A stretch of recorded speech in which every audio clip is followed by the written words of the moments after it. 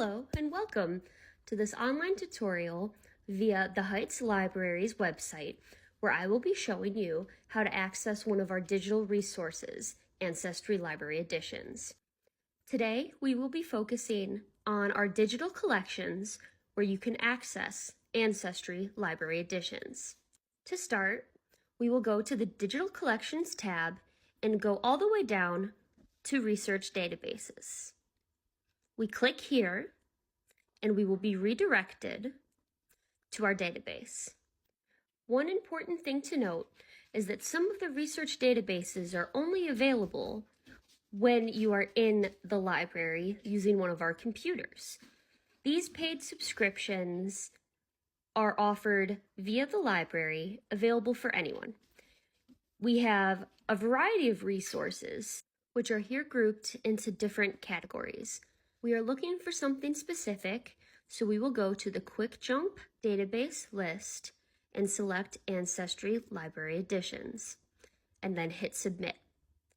We will be redirected momentarily to the Ancestry Library Editions website. Here we see many options for things that we could look for. Today, for example, I will be looking for an immigration naturalization record in order to aid in application for Italian citizenship. Because I'm looking for a specific family member, I can select either grandfather or grandmother. Because the records I need are further back in history, I'm going to go to the Begin Searching tab to find that right moment. Here, anyone could enter specific details about their family to find accurate records. On the screen, I could add the first and middle names, last names, place of residence, and birth year of a certain ancestor. I am starting with my great-grandfather's name, Mike. I know that he lived in Cuyahoga County, so I can click the Exact To button to make sure that Ancestry knows I want to go exactly to this place. Now I can edit my search because I know that my great-grandfather's full name was Michael Angelo. But I am not sure that all records will show this, so I do not click the Exact button. I do know that his last name was Albertone, but records have discrepancies. So we can use the tool to find records that are similar or sound like the last name Albertone. There are also options to add more details to the search, but for now, this is enough information. And lo and behold, we find my great-grandfather, Mike Albertone. I know this is the correct family tree because of other family names that are included in Mike Albertone's record, including Edith, Grazia, the Maloney family, Conchetta Pearl, and addresses and dates that match with my family history.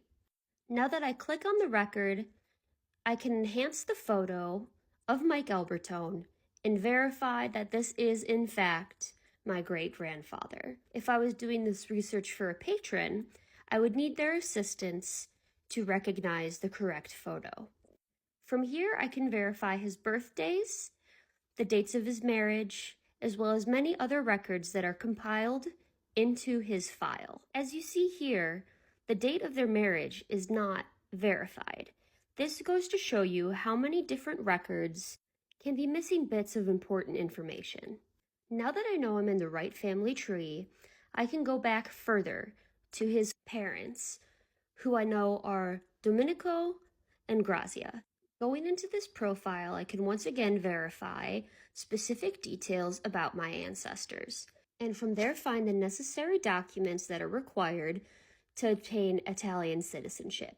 Here I find the naturalization records indexes, and I see this card with his name on it and the correct address that I know they used to live at. But this document could belong to another person. There are a lot of missing details that we could find in other documents, so we will return to our search. Here we could find other related records to the one that we just saw, but first, to verify its validity, we can check the source of this document. We click on View Record, and we could see that it's from the National Archives. Along with this, we see that it is under the naturalization records indexes, meaning that the records below it are related to that kind of document. Here, I have found something that could meet the requirements that we are looking for.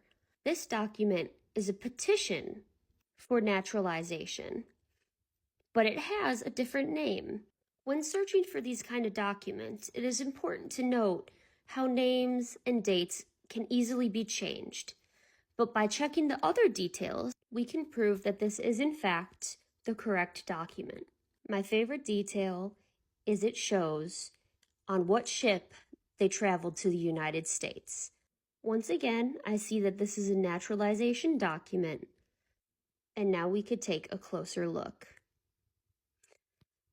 Here, I could see all of the details that correspond with my family history, including so many details when we zoom in. To me, this is a very familiar face. If you were looking for a patron, it would be very beneficial to either print out these pictures to show them, not only so they have the keepsakes, but also to ensure that we are in the right family tree. I exit out of the document view to ensure that I am looking at this document from the correct source. When that is verified, I can open it back up and double check certain details, like addresses, name of children, including my great-grandfather, as well as the discrepancies in name. It was not unusual for people to Americanize their original names in order to better their chances of obtaining citizenship. But now that I'm back on Domenico's profile, I can double check the facts that we had seen on that naturalization document. When I scroll back up, the cherry on top of everything is his profile picture, which very much matches the photo that I saw in the naturalization document. This is just one example of how you could use Ancestry Library Editions to access digital documents that would usually not be available to the public. With this information, I can now go forward to apply for Italian citizenship.